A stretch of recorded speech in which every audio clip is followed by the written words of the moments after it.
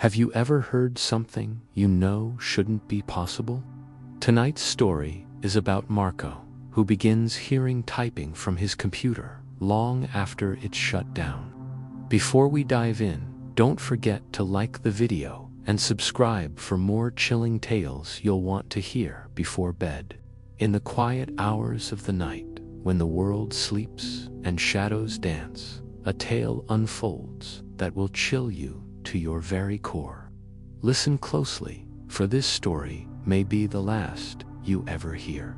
Marco had always been a night owl, his eyes fixed on the soft glow of his computer screen, long after others had drifted off to sleep. It was during one of these late-night sessions that he noticed something peculiar, a new email notification.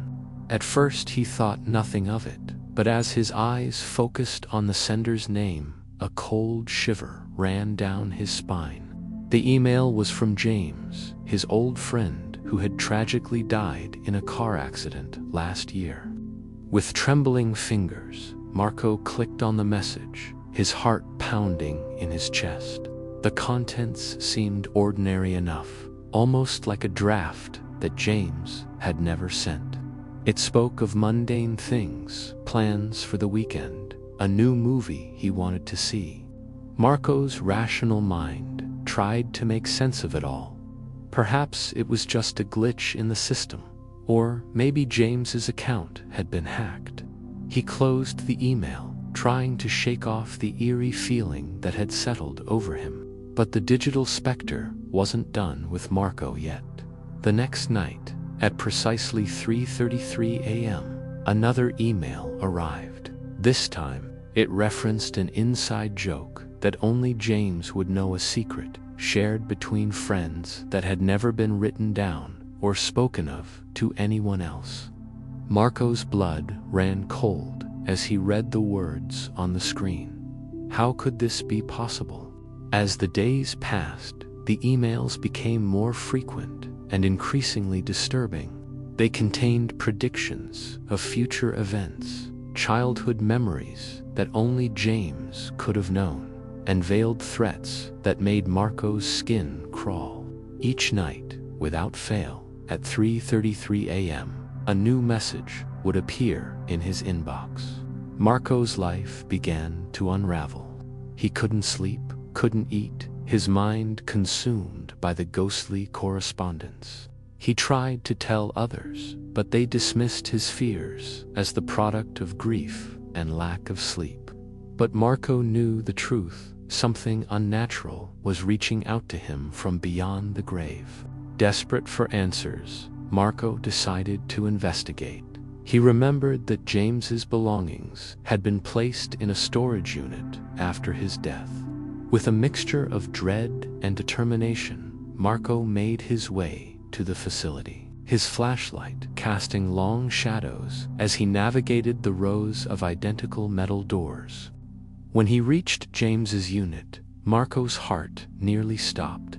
A faint blue glow seeped out from under the door, accompanied by the soft hum of electronics. With shaking hands, he cut through the padlock and lifted the door. There, in the center of the unit, sat James's old laptop, powered on and connected to a hidden network. The screen flickered with lines of code that Marco couldn't begin to understand. As he approached, the laptop seemed to come alive, the keys typing out a message of their own accord.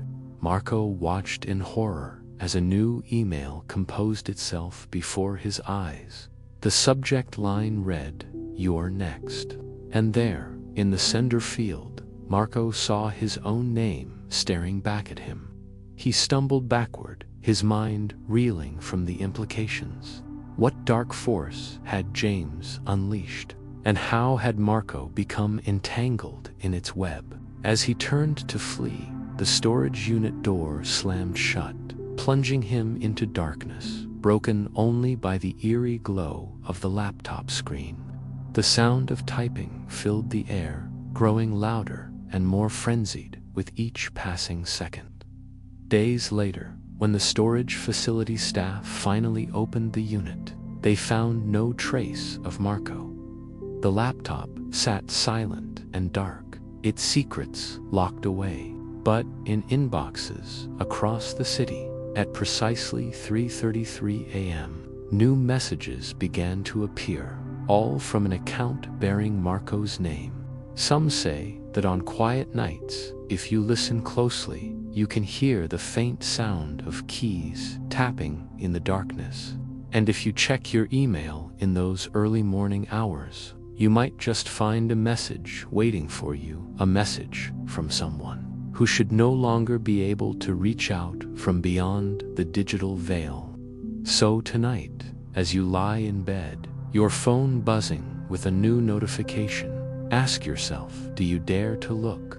For once you've read the words of the dead, there may be no turning back. And remember, in this age of constant connection, not all messages are meant for the living. The cursor blinks, waiting.